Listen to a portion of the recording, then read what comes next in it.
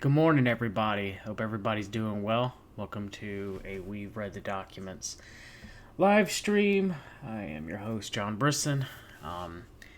Today, I'm going to discuss why I believe that Hillary Clinton will be the Democratic nominee for president after there is a brokered convention where she will be nominated, and then through superdelegate procedures will become the Democratic nominee.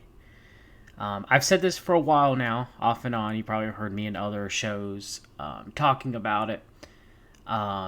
Me and Suzanne did a live stream. I think it was like, is Bill Clinton next? I think it was a Dudes Talking episode 12, if I remember, of us saying that, this was going to happen.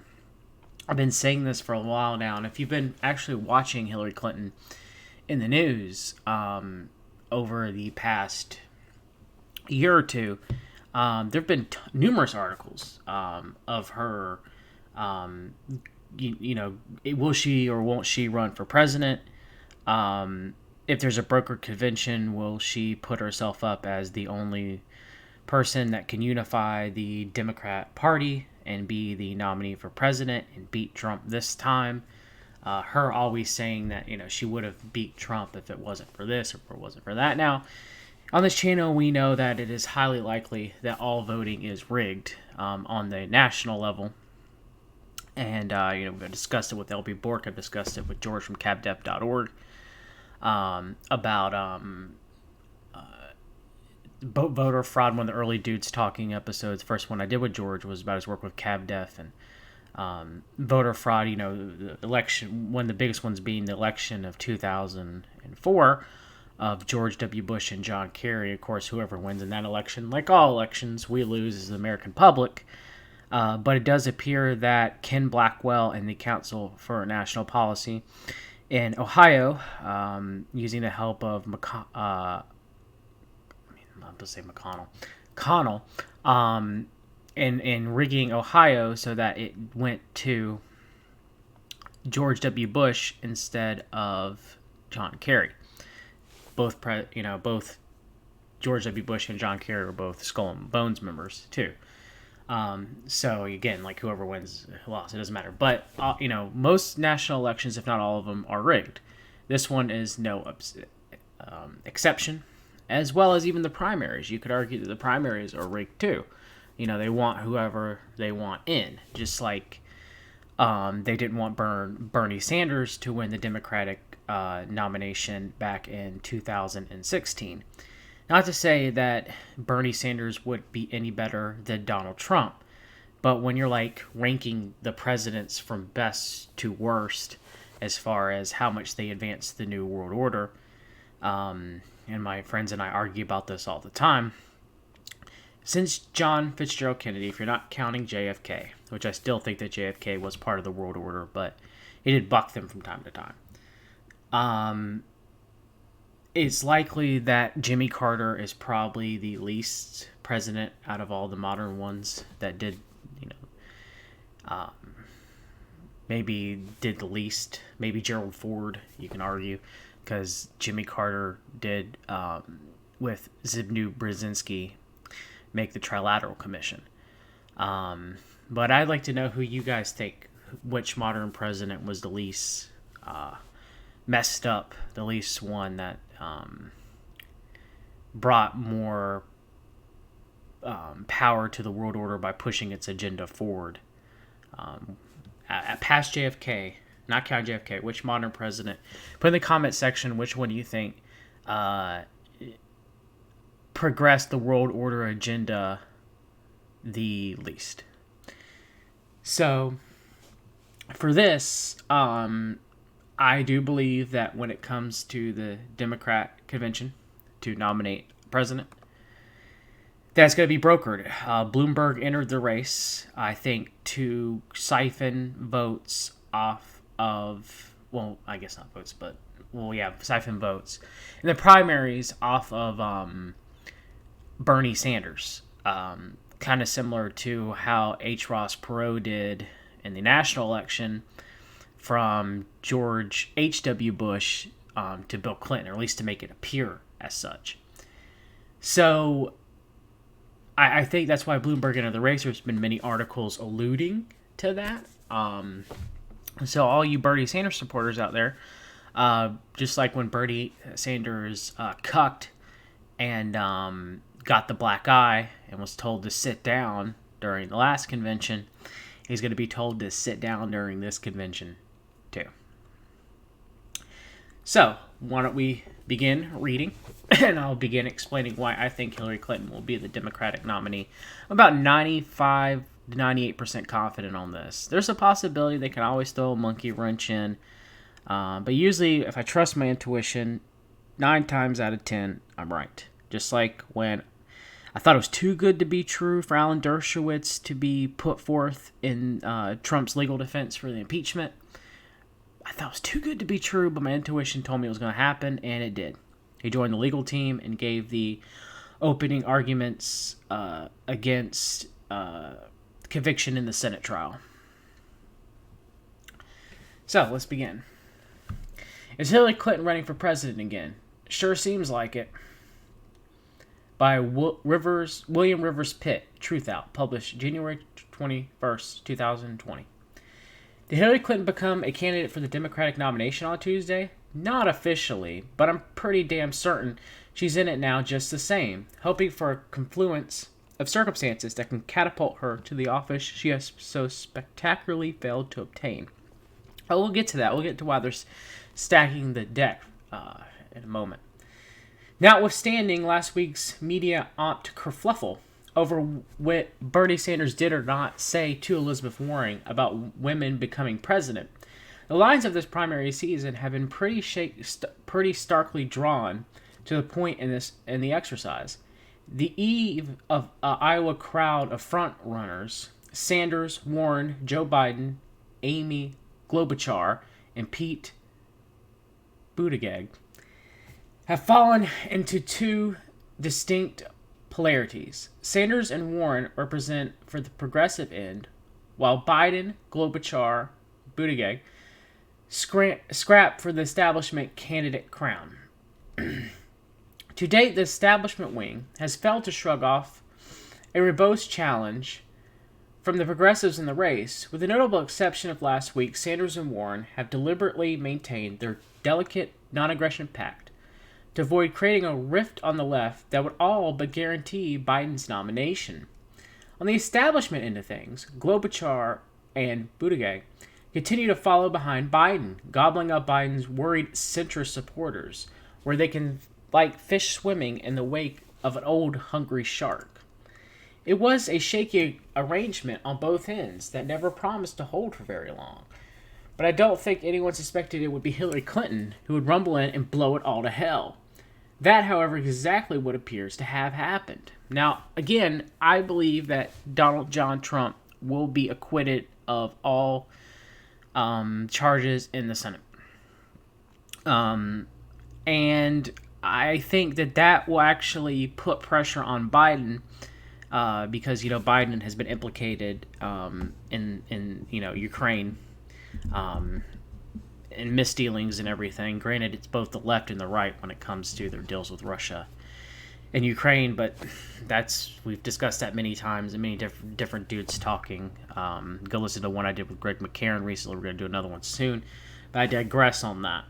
So I think that's the reason why that was brought up, to torpedo Biden. I don't think Biden is going to be the nominee, just as much as I don't believe that Sanders will be at this point, and I really don't believe it's going to be Bloomberg.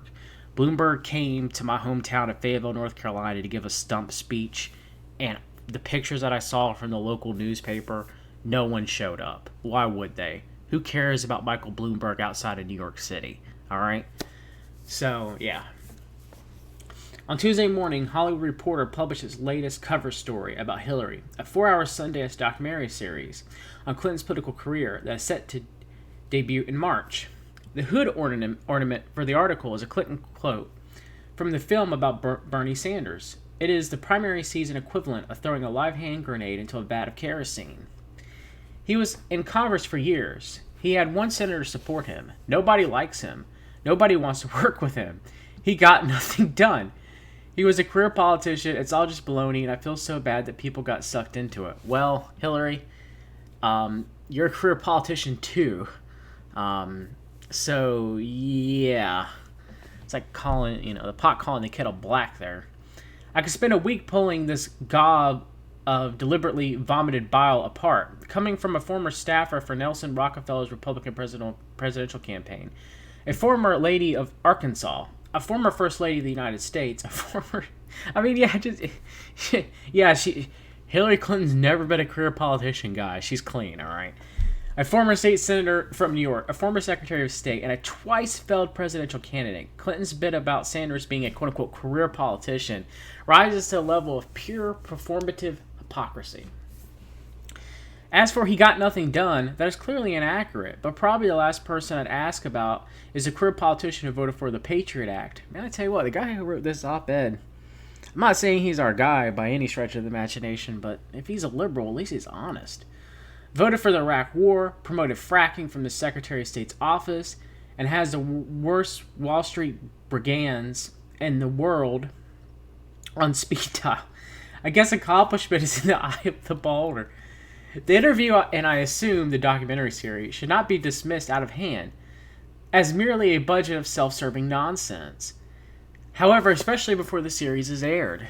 By dint of experience and duration, Hillary Clinton is among the most impactful politicians of the age, and perhaps the most impactful woman politician in United States history. While my policy disagreements with Clinton could fill a seafaring barge, yeah, mine do, and, everything about Hillary Clinton, there's no denying that there's a preponderance of the venom hurled her way over the last 3 decades was inspired by the fact of her gender. No, that's not. No. People just like Hillary Clinton because she's a miserable woman. It has nothing to do with the fact that she's a woman. It's that she is miserable. Okay? It's the same thing that you could say that no one likes about creepy Joe Biden because he's a creepy old man. It's not gender. It's just people don't like Hillary Clinton because she's personification of evil to many people, including myself. The Clintons have been involved in so much. Whitewater, Mena, Arkansas. Where does it end? Clinton body death count. I throw it in there. And that she dared step where only men had tread. A woman will become president perhaps as soon as next year. And when they do, they will owe Clinton a debt of gratitude for absorbing the punishment that always comes for the ones who try to be first. No. Even if Clinton runs against Trump, and I hope we get it, it's going to be like Ali versus Frazier. All right? It's going to be awesome. All right? Trump's going to win in a landslide of almost Ronald Reagan proportions. Okay? I ain't going to say that he's going to get California or almost every state but Minnesota like Reagan did, all right? But I'm just saying, is Trump going to win states that people never thought he's going to win? And that's how they're stacking the deck to make it look like this, because only Trump could win in such a resounding way. He's not going to do it against Bernie, all right? They can't stack the deck for him to win as much as they need him to win, because they need it. If they decide to pull, shenanigans in Syria and Iran, they need him to overwhelmingly win this time, so that enough people believe when it's time for us to go to war. When we do, likely compared to if we do, then it needs to look like, well, Trump is doing it this time. That's what all this QAnon stuff is. It's what MAGA, Make Iran Great Again is. The Restart Movement, all that push is because when it's time to go to war, they're going to have half of the conspiracy culture fooled that this time, because they've been priming the media about Trump wanting to pull out of Afghanistan and calling the general stupid, and wanting to pull out of Iraq and want to pull out of all these countries. They primed the narrative to all these people, okay, so that when it comes time for us to go to war, half the countries actually, that would normally, if it was under any other president, whether it was Obama, George, W. Bush, any of them, they would have pumped the brakes in their brain. It would have been like, wait a minute, this is just a false war like all the wars previously were, in the past that were drummed up by the world order. But this time, people are going to be like, well, this is justified, and they're going to get behind Trump on that. So for that to happen, he has to overwhelmingly beat the Senate trial, which he will. I expect it is. I put with 50% confidence that it ends Friday, that no witnesses, that that the Republicans are all going to vote, except for Romney, I think. That they're not going to call witnesses. Now, that may not be the case. I'm not 100% staking on that. That's why I say about 50% confidence. I think that's how it's going to work. If not, he'll be acquitted by March, likely. But that's where we're at. So for them to push some sort of war that the Dominionists and the Council for National Policy want, Trump has to overwhelmingly be acquitted by the Senate. It has to overwhelmingly destroy in the presidential election. And so they have to put him up against Hillary Clinton for that to happen. They can't put him against Biden because, again, they couldn't stack the deck enough. They can't make enough people hate they can make enough people hate Hillary Clinton. Creepy Joe Biden. Yeah, a lot of us conspiracy theorists know how creepy Joe is, and him having pedophile tendencies and just being just a creepster. All right, but it's not the same as the people's hate for Hillary Clinton. All right, it just isn't. None of them are. That being properly and fairly said, there's a vast reservoir of self-service involved in this project. The timing of it specifically serves one person, Hillary Clinton, and the vividly failed neoliberal ideology that she represents. In the interview, Clinton has asked if she has considered jumping into the 2020 presidential race. And this is something she's been saying for months, if not years. I've had so many people urge me to. She replied, every day, I'm grateful for people's confidence, but I did think it was right for me to step back. I'll do anything I can to defeat the current incumbent and to reverse a lot of his damaging policies. Thankfully, I still have a voice and a following. So she's saying, yeah, I've got to... the only person that has the chance for winning the Democrat nomination, all right, who is Bernard Sanders. Like him or hate him, communist, whatever. He is the greatest chance to win the Democratic nomination. It is who the Democrat Party and people people representing them, I guess, as a whole, not the superdelegates or anything like that, but I mean like the people that vote Democrat, all right? Or who are liberals. They want Bernie Sanders. So they have to do a broker convention. Bloomberg gets in. Hillary Clinton's casting all this shade. I think she's going to pick Warren as a vice president. I think it's going to be their turn as women to run. That's why Warren's casting shade on Sanders. I think it's all that. And they're doing it so that Bernie doesn't get the nomination. And so Hillary Clinton will be nominated in the second round by the superdelegates. And we'll talk more about why that is later. But that is what's happening. And, I mean, a lot of people are going to be pissed. A lot of Bernie supporters. And they're not going to vote for Hillary. And that's how they're setting this up for Trump to destroy.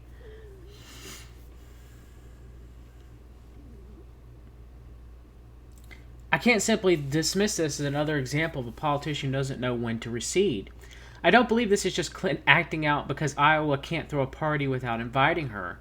This interview and the pointedly vicious quote about Sanders will explode the rift between the progressive candidates and the establishment candidates on the doorstep of the season's first caucus. It will exacerbate the tensions already in place to a clamorous degree.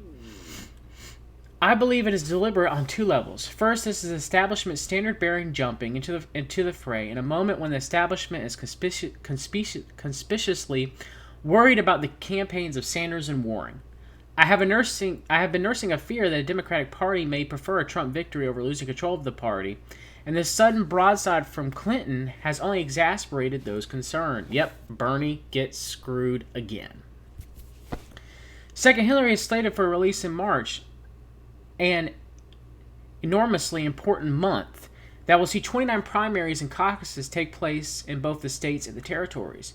Super Tuesday falls on March 3rd. It will include make-or-break primary votes in California, Texas, Virginia, Michigan, Florida, Illinois, North Carolina, and Ohio. The race for the 2020 Democratic presidential nomination is widely expected to be a bitter, protracted slog, and March will be a proving ground for many, if not most, of the candidates. The possibility of a burger convention this summer looms large, and the potential for a divisive political conflagration is all too real.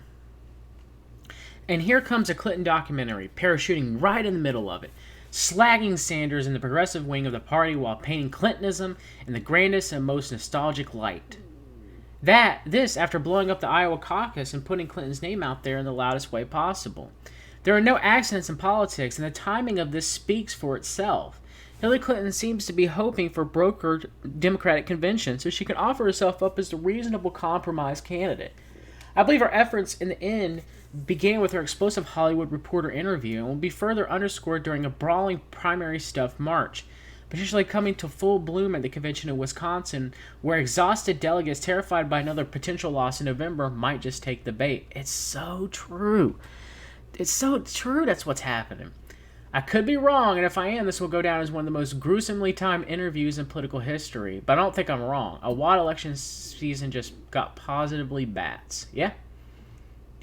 And Mr. Pitt, I agree about 80% of the article you've written. Of course, the whole thing about them going against Hillary Clinton because she's a woman, that's bull craps, because Hillary Clinton's a miserable human being, an evil human being. But, yeah, I mean, they've been priming this on both sides, even the Republicans. I've seen articles by Pat Buchanan. I've seen articles, Rush Limbaugh's talked about it. You know, they've been priming the consciousness for months, if not years at this point. From Johnny Oleksinski. Hillary lands in Sundance in the 2020 election like a hand grenade. Hillary Clinton threw a hand grenade in the 2020 Democratic presidential primary election Saturday with her new documentary, Hillary. The one-sided 4-part Hulu, so it's going to be on Hulu. And Hulu's going to push it. And Hulu reaches millions of Americans to prime their minds to think, it's her turn again. Premiered at the Sundance Film Festival, and everything you heard is true. Clinton comes off like a Rambo when she talks about the current Democratic candidate and former rival Senator Bernard Sanders. And behind-the-scenes footage from the night of 2016 Iowa caucus, we see Clinton seething over the shocking success of her competitor, whom she sees as a little more than a Vermont snake oil salesman. On February 1st, Clinton and her team were enraged that Sanders had gotten to within 1% of her victory in the Midwestern state, and sought to deprive the man of a sentimental victory. I just don't want him to get out there and say the revolution is working, that people felt the burn, she said. Before quickly leaving the room to beat him to a speech, Clinton adds that she found his socialist proposals unrealistic and phony. I had people in my campaign say just free college, millennials love it, she says. I said no. Whenever Sanders is on screen, his underscoring is brooding and villainous, like Darth Vader. Just took off his helmet for a breather. I gotta watch this just so I can laugh. In a hallway before it's a debate in New Hampshire, Sanders asks a tense Clinton how she feels about his suit. Button or unbutton, he says. She tells him to undo the button as soon as he gets worked up. Last week it was revealed that Clinton said of her former rival in the dock, nobody likes him, nobody wants to work with him. He got nothing done. He was a career politician. It's all just baloney, and I feel so bad that people got sucked into it. Suddenly magnanimous, Clinton pivoted on that passionate stance Saturday when a parent Sanders voter in the Sundance audience took her to task. It's no surprise that you're not a big fan of Bernie Sanders, he said. So what would you say to the Bernie Sanders fan? Who should they vote for? Once we have a nominee, close ranks. Once that nominee is Hillary Rodham Clinton, close ranks. Responded to a loud applause. There was a lot of clapping throughout, with Sundance being Utah's largest annual liberal convention. Clinton's change of heart didn't come as particularly genuine, though since less than a week ago, the Hollywood Reporter asked if she'd endorse Sanders in the general election. She said, "I'm not going to go there yet." During a screening that will exhaust even Martin Scorsese, there were just a handful of new revelations. Bill Clinton was candid in his interview about his affair with then-intern Monica Lewinsky. Again, Ken Starr, impeachment lawyer, bringing that back up, making making people think about the Ken Starr report, making back think about Monica Lewinsky, make Hillary Clinton seem sympathetic. Of course, Ken Starr worked for Kirkland and Ellis, and was part of Jeffrey Epstein's legal team. So, when asked if he was worried about the risk that the tryst posed to his family and the nation, he said he hadn't. Nobody thinks they're taking a risk, he says. That's not why we do stupid things. He had everyone's lives have pressures, and the affair was something he did to manage my anxieties. I'm a different person now. Yeah, I'm sure you are, Bill. Sure you are there, bud. The document also throws President Barack Obama under the campaign bus. I expected that, too. In a scene that takes place on the weeks running up to the 2016 election, Clinton's running mate Tim Kaine tells her Obama had recently called up to trash Donald Trump. Yeah, Hillary's still pissed at Obama back in 2008 when the CFR told them to pump the brakes and make Obama the presidential nominee and make Hillary Clinton later to be Secretary of State. She's still peeved about that. The world order don't 100% trust cankles. Do you blame them? Clinton's running mate Tim Kaine tells her Obama had recently called him up to trash Donald Trump. Kaine claims the president told him, Tim, remember, this is no time to be a purist. You got to keep a fascist out of the White House. We also learned that after James Comey reopened the investigation of Clinton's private emails, discovered on disgraced Congressman Anthony Weiner's laptop, it led to Weiner's ex, Clinton aide Huma Abedin, breaking down on the campaign plane. He's going to kill me. He's going to kill me, Clinton recalls Abedin crying over the soul-crushing pain Weiner brought to her life.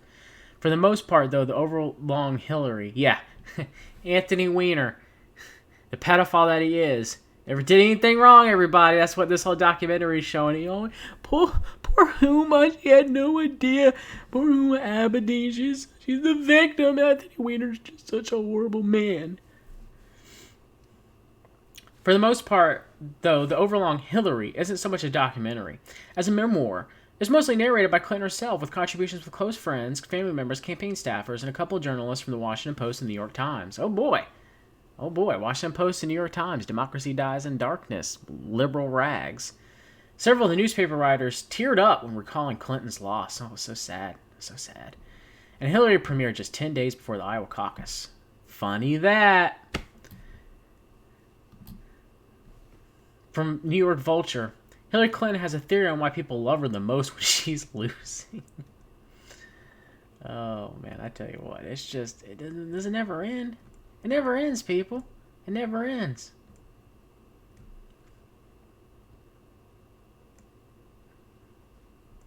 It just never does.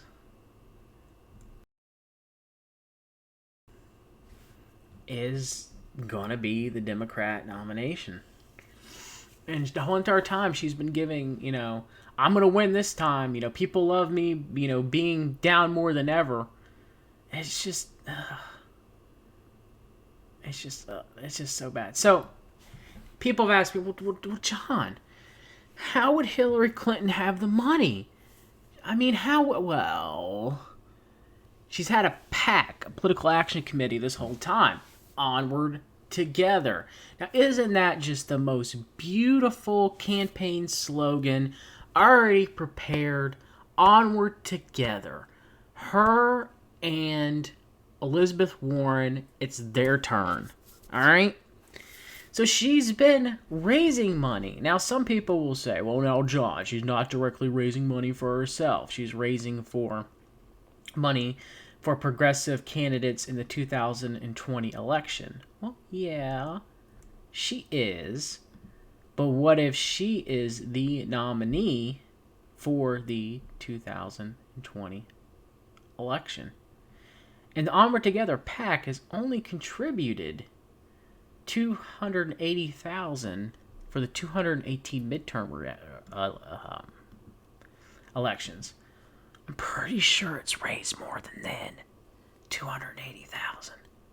So yeah, I'm just saying, she's had infrastructure in place to be the nominee for president. And finally, just a cherry on top of this Sunday, just to put everything together. All right, now granted, I know the source of this is from the Putin propagandist, the KGB propagandist rag, Russian Today. All right, I understand that. However, when you look back at the sources, it checks out. All right, so yes, even KGB propaganda. Remember, propaganda's got to have some truth in there to make you believe it. All right, so even though this is done by Russia Today, it's still an accurate article. Democratic National Committee chair names John Podesta and other Clinton loyalists to convention committee, triggering revolt from voters fearing 2016 2.0. Look at old slit Podesta there. I wonder if some of those lost WikiLeaks emails, because the full Podesta WikiLeaks emails, they were never released. Not the full complete batch, the ones that were supposed to completely destroy Hillary Clinton. I wonder if some of those emails are going to make it out during this election. I wonder. Just me. I mean, it may not because Assange is in prison. Maybe they will. I don't know. Democrats hoping their party learned from the 2016 failure has been horrified to discover many of those behind Hillary Clinton's losing campaign, including John Podesta of hacked email fame, have major convention posts. Democratic National Committee Chair Tom Perez has unveiled a 2020 Democratic Convention lousy with Clinton loyalists. Podesta merely the most notorious among them, alongside former Obama administration officials and corporate lobbyists. Democrats hoping the centrist old guard has relinquished its death grip on the party are livid, and at least one campaign is pushing back. I'm pretty sure Hillary Clinton's going to have to sacrifice a lot of chickens to Moloch to get this to happen, but I'm pretty sure it will. The world order wants it to happen.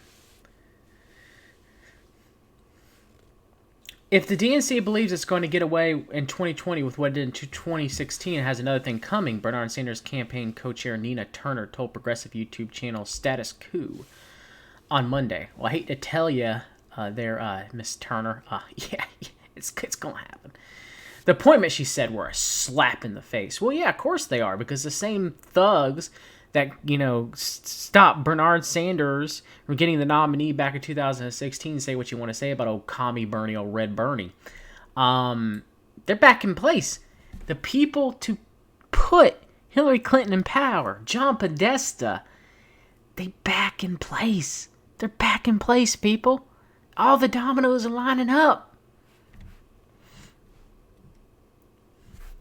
A petition launched by Sanders supporters to have Podesta, the 2016 Clinton campaign director, who infamously said in one leaked email they agreed Sanders should be ground to a pulp, removed from all convention committees, had gathered 1,400 signatures by Tuesday morning. Podesta has served as a lightning rod for progressive rage thanks to his high profile and ground zero for WikiLeaks disclosures of the DNC corruption. And remember now, the Council for National Policy and Law Circle combined with Russia. Russia doesn't want Hillary Clinton to be president, or at least that side of the world order. I mean, none of them do. So it makes sense, even though, Clinton's just as dirty as Russia, just as much as Trump is, all right? Of course, Russia Today is a propaganda piece for the KGB. They're going to put this out there, all right? Because, again, we have to bring down Podesta, because if the infrastructure in place for the DNC folds for Clinton, then Sanders is going to get the nominee. Now, that ain't going to happen, but they got to launch an attack against this. Now, granted, that's not if all elections are plays, and we are but merely people in the audience watching, but it is what it is. Podesta has served as a lightning rod for progressive rage thanks to his high profile as ground zero for WikiLeaks disclosures of the Democrat National Committee's corruption. However, he's far from the only one threatening to turn the 2020 convention into a repeat of 2016. The DNC appointments inside his state of figures cartoonishly hostile to the party's progressive wing, from assurance industry lobbyists to a former ambassador to Israel. The platform committee, which his name suggests, is the platform the eventual Democratic nominee will campaign on, is co-chaired by Jake Sullivan, a former senior policy advisor of both Clinton's failed presidential campaigns, who served as a national security advisor to establishment favorite candidate Joe Biden, when the latter was Obama's vice president. Also in the committee is Bakari Sellers, a 2016 campaign surrogate who served in the same role of California Senator Kamala Harris in her failed 2020 presidential run. Sellers, a proud member of the Israeli lobbying behemoth AIPAC, once snarked of Sanders, "I don't have a problem with Bernie getting in the race. When he is getting out is probably a better question." Dan Shapiro, the former U.S. ambassador to Israel, is also on the committee, along with a host of other lobbyists and Clinton affiliates. Oh boy. Oh boy. AIPAC. Ambassador to Israel. Oh, they don't want Bernie. Oh, they do not want Bernie. Huh. The Rules Committee boasts its own rogues gallery of centrist hardliners, including but not limiting to Podesta, Barney Frank, the former Massachusetts congressman who Sanders slammed as aggressive attack surrogate for Clinton. Oh, when he heard the Rules Committee in 2016 is back as co-chair of the committee for 2020. Co-chairing is Maria Cardona, a healthcare industry lobbyist who penned an anti-Sanders editorial for Univision in 2016, has repeatedly likened progressive reforms to turning the United States into Venezuela. Oh, Bernie. Oh, the deck's stacked against you, Bernie. You gonna get another black eye, Bernie? Vice Chair Alexandria Gallardo-Rooker endorsed Clinton in 2016 and serves as an advisor to former New York Mayor Mike Bloomberg's 2020 campaign. Bloomberg's in there to split a vote. Oh, Bernie. Former North Dakota Senator Heidi Heitkamp, who has written editorials opposing Medicare for All, the Green New Deal, and the idea of taxing the rich, is also on the committee. I don't have a problem with Medicare. I mean, Medicare for All, sure, opposing that. Don't have a problem with that. The Green New Deal, definitely don't have a problem with opposing that. But the idea of taxing the rich? Come on now, Heidi. What you doing? Huh. Seems like you got a lot of very important financial backers that like you back when you were senator from North Dakota. A former Clinton campaign chief administrative officer, a World Bank executive, and a sprinkling of former 2016 superdelegates, who, by the way, went for Clinton. Obama officials and lobbyists virtually opposed to the policies favored by the party's progressive wing round out the Rules Committee. Democrats were mystified by the tone deafness of Perez's picks.